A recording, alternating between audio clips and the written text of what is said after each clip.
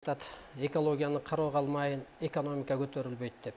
Чындап эле бул экология Кудайдын көзгө көрүнгөн керемети, аткаруучусу, кабарчысы.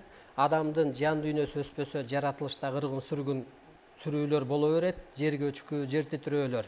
Ошон үчүн биринчи ошо көкүрөктү азыр эмне деп бул илим чыгып атат? Улуулукка өт деп атат.